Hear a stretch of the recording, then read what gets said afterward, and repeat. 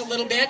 I'd like to introduce to you Kelly Lang, who has overcome unspeakable tragedy to help others understand the healing gifts of organ, eye, and tissue donation and inspire them to register to be donors. Kelly is a wife, a mother, a professional, and a volunteer speaker for Donor Alliance. Please give her your undivided attention for a few moments while she shares her journey with you. And so without further ado, Kelly Lang. Yeah!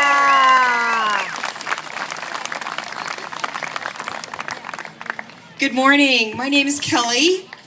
I am here this morning to share my family's story of donation. But before I do that, I just want to say I was a little nervous about what this was going to look like from this standpoint. It's beautiful. You guys are beautiful out there. My daughter Perry was a strong-willed, spirited, lively 20-year-old with the most beautiful blue eyes I've ever seen. She grew up in a loving family with her father and I and her younger brother Peter. Perry played softball and was the center fielder for a competitive team that was coached by her dad and that she loved very much. Perry loved snowboarding and music and dancing. She watched ridiculous TV shows like Jersey Shores and Teen Mom and Bachelorette. She loved our puppy and ice cream and had a great laugh. Perry loved the small community that she grew up in, and even though she measured an even 5 foot tall, I always admired the way she stood up for herself.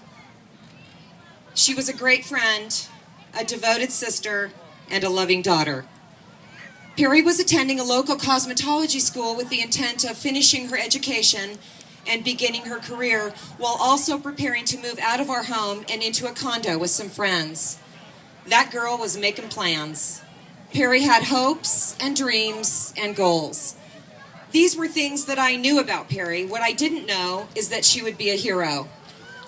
In May of 2011, Perry was involved in a single-car accident, hitting a short stone wall just 3 houses away from our home. Oh. Perry had been out dancing with friends and was traveling home in her cute little white Jetta in the early hours of a Sunday morning. It was May Day. My husband Jay heard crashing noises through our open bedroom windows and went to investigate. And it turned out he was the first responder to Perry's accident. Even though she had unbuckled her seatbelt and gotten herself out of the car, Jay found her lying in the street unconscious. He ran back to the house, called 911, and began screaming for Peter and I. I was the last of the 3 of us to arrive at the scene, and I remember being very confused about why she was lying in the middle of the street. I kept calling her name, and then a nickname, and then another one, and she never answered. She didn't look right to me, but there was literally not a scratch on her, so I couldn't understand why she was unresponsive. Paramedics eventually arrived and took over the scene, deciding that Perry would be transported to a level 1 trauma hospital and not the nearest facility. We jumped into cars and followed as quickly as possible. Once there, the ER staff was concerned that Perry was bleeding internally, possibly from the aorta, and they would be rushing her to surgery. By then, Perry had regained consciousness and was talking, perseverating. I remember that word because I had to look it up later. It meant that she was repeatedly answering questions they were no longer asking. We were instructed that if we hurried to the elevator, we would be able to see her for a second or 2.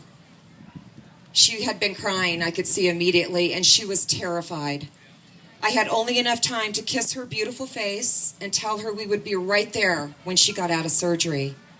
After they rolled Perry into a waiting elevator, Jay and Peter and I stood there in silence and watched those elevator doors close. In surgery, they were able to determine that the injury was a perforation to a pulmonary vein housed behind the heart.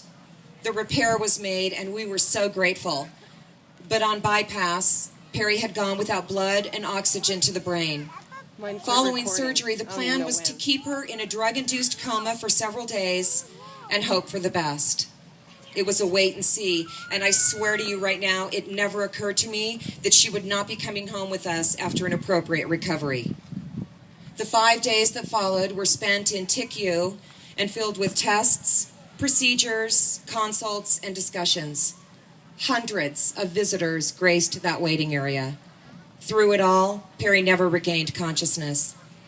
Eventually, it was determined that Perry had activity only at the base of her brain and that she would not recover. The discussions with Perry's care providers started to change dramatically. At about that same time, we met with a social worker, and shortly thereafter, the donor coordinator assigned to Perry's case. Kristen. She was our donor coordinator. Kristen appeared on the scene without urgency. She spent time looking at Perry's photos and asking questions about her life because to Kristen, Perry's life was important. In the days that followed, she became our educator, our mentor, our partner, and our calm in the storm. Perry was already a designated organ, eye, and tissue donor, so there were no difficult decisions to be made. But we had very little knowledge about how the process of donation worked. Kristen was there to help us understand more deeply the difference between brain dead and cardiac death, and the way that the organ procurement would be affected by the outcome. By that time, we knew Perry was going to die, but we didn't know how. With Kristen's help, every detail was explained, every emotion was considered, and every question was answered. Perry's life ended on May 6th, 2011. It was also the day she became a hero. Perry was able to give the gift of life to 3 very sick people, donating her liver and both kidneys. She was able to change the lives of many others through cornea and tissue donation. Several of our friends, Perry's and mine, have since designated their wishes to become organ, eye, and tissue donors. I am proud of my daughter beyond description. I already knew that organ, eye, and tissue donation helps to save and change lives every single day. Since Perry's accident, I want everyone to know that they held the power to be heroes, to change lives, to save lives. Having gone through the donation process actually helped the healing process for my family. It became something positive to focus on during the darkest days of our lives. None of us believe that Perry died in order to save lives, but she did die, and she was able to save 3 lives. We will forever mourn the loss of our precious Perry, but we also focus on celebrating the new beginnings for organ recipients whose lives were saved by the miracle of organ donation. This last fall, my family was selected by Donor Alliance to ride the Donate Life float in the Rose Bowl Parade on New Year's Day in Pasadena. It was a great opportunity to see the donation process come full circle. We were included in many events and activities as part of our experience, starting with the Float Rider Dinner the first night of our arrival. There were 32 float riders from all over the nation, representing all parts of the donation process. There were advocates, live donors, donor family members, and recipients of organ, eye, and tissue transplant. At the dinner, each float rider was given a microphone and the chance to tell their story. It was understandably a very emotional evening, hearing each of those people recount stories of tragedy and illness, of restoration and recovery, of blessings and gratitude.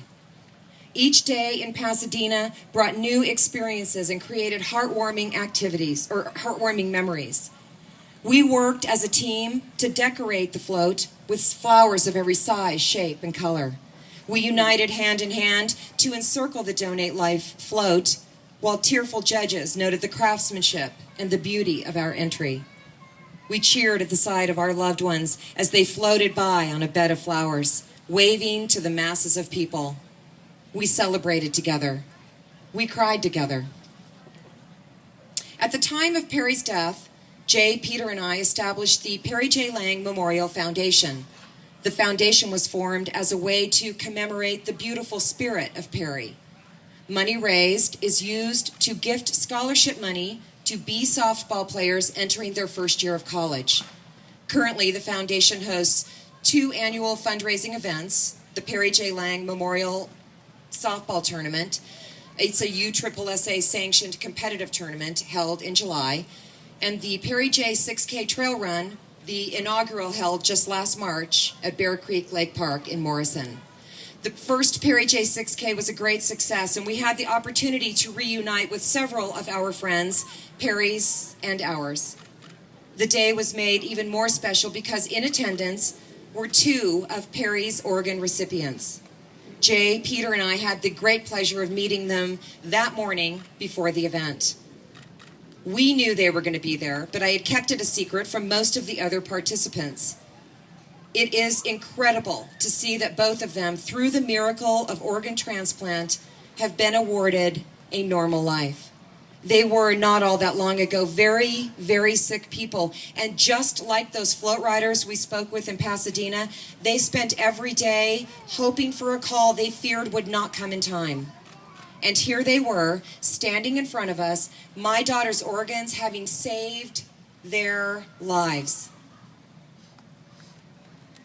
Because of the process of organ donation, both Kay and Jeff are happy, healthy, and extremely grateful. I'm also grateful. Grateful that for those of us who choose it, the relationship now can extend beyond the donor and the recipient. I am grateful for the chance to meet Jeff and Kay, and I am grateful to have those new friends in my life. It's full circle. I've witnessed it. I miss Perry's hand in mine, but I know she guides me. I miss her voice, but in some ways it has never been louder. I miss my daughter with every beat of my heart, but it is a heart swollen with pride. Perry was amazing in life, but she remains amazing in death as I watch her changing lives still. I step backward all the time, every chance I get, to relive the days when Perry was here with us.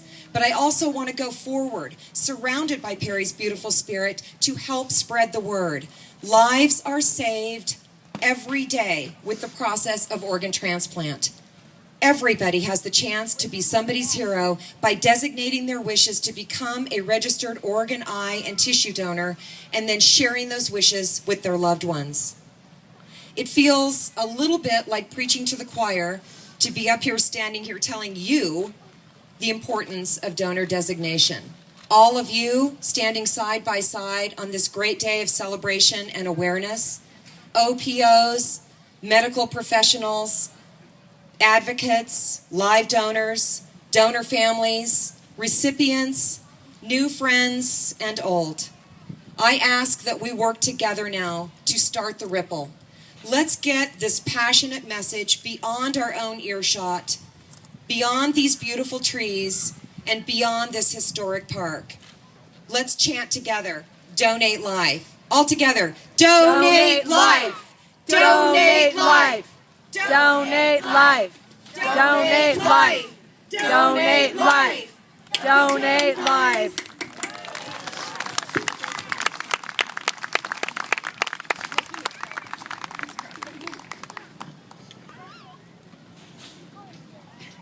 Kelly, thank you.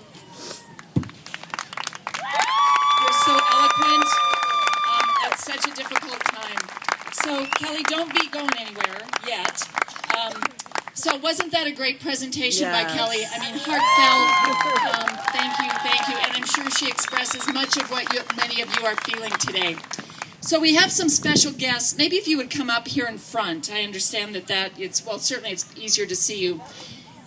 So Kelly mentioned this, and we are going to present today, Kelly and her family, with the Donor Family of Honor Award.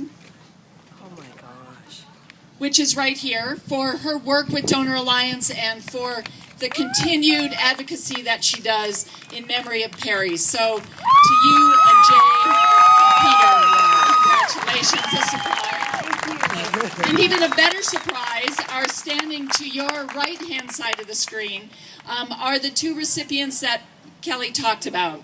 We have Kay Bustamante, who is a liver recipient, and we have Jeff Sparks, who's a kidney recipient. So, absolute testimony to the life-saving and life-healing power of organ, eye, and tissue donation.